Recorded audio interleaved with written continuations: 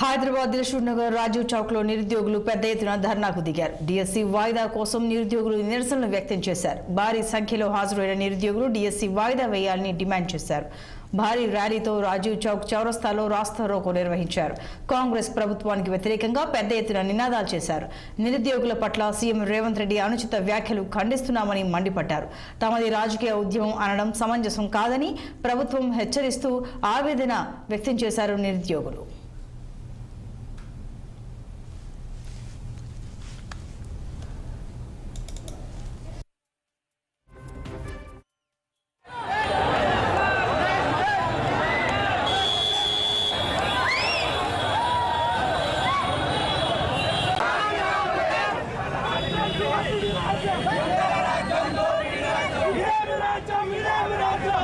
రేవంత్ రెడ్డి గారు ముఖ్యమంత్రి హోదాలో ఉండి దయచేసి రాజకీయ రంగు నిరుద్యోగులకు పులమకండి. మీకు మేము నమస్కరించి మాట్లాడుతూ ఉన్నాం. మీరు మాకు డిఎస్సి వాయిదా వేయమంటే కొన్ని రకాల మీ సమస్యలు ఏంటో మాకు చెప్పారు. స్లాట్ బుక్ అయిపోయింది, మేము బుక్ చేసేసినాం సెంటర్లను, ఎగ్జామ్ అనేది వాయిదా వేయలేమని చెప్తా ఉన్నారు. కానీ మీకు అధికారంలో ఉన్నటువంటి కాంగ్రెస్ పార్టీకి డిఎస్సి వాయిదా వేయడానికి స్లాట్ బుక్ ను వెనక్కి తీసుకోవడం పెద్ద లెక్క కాదు.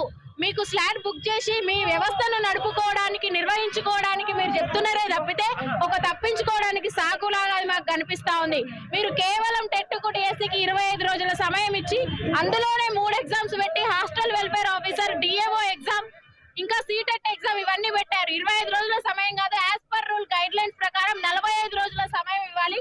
మీరు రూల్ ని అతిక్రమించారు. ఈ రోజు డిఎస్సి సిలబస్ అనేది ఒక్కసారి డౌన్లోడ్ చేసి మీరు చూసుకోండి. సివిల్స్ స్థాయి సిలబస్ ఒక్కొక్క డిఎస్సి అభ్యర్థి 60 పుస్తకాలు చదవాల్సినటువంటి రోజు. అందులో ప్రాస్పెక్టివ్స్ అండ్ ఎడ్యుకేషన్ పిఐఈ అనే ఒక సబ్జెక్ట్ ఉంటుంది. కరెంట్ అఫైర్స్ 8 నెలలు మేము కవర్ చేయాలి.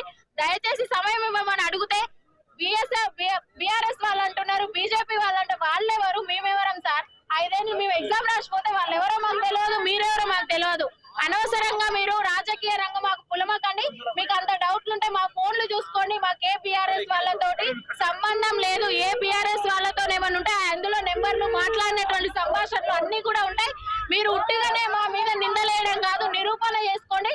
మీరు సమస్య వైపు దిశగా అడుగులు వేయండి. ఎట్లా పరిష్కరించాలో ఆలోచించండి. కానీ నోటుకొచ్చినట్టు మాట్లాడేటువంటి ఆ నైతికత అనేది మీరు కోల్పోకూడదు. ఎందుకంటే ఉపాధ్యాయ వృత్తిని ఎంచుకున్నటువంటి ఎంతో మంది అభ్యర్థులు ఈ రోజు గౌరవంగా రోడ్ల మీదకి గౌరవంగా బతకాల్సిన వాళ్ళు రోడ్ల మీదకి వచ్చిరంటే అర్థం వాళ్ళకు పెద్ద సమస్య ఉన్నదని. మీరు ఎంతసేపటికి గ్రౌండ్ రిపోర్ట్ తీసుకోకుండా మాట్లాడుతూ ఉన్నారు. మీ ఎమ్మెల్సీ తీన్మార్ మల్లన్న గారు కూడా ఎగ్జిట్ పోల్ పెట్టడం జరిగింది. ఆయన కూడా 84% మంది వాయిదా వేయాలని కోరుకుంటున్నారు. శాంతియుత నిరసనలు చేస్తా ఉన్నారు. దయచేసి దీనికి పోలీస్ వ్యవస్థ కూడా మాకు కోఆపరేట్ చేయాలి అని కూడా మేము కోరుకుంటా ఉన్నాం. రేవంత్ రెడ్డి గారు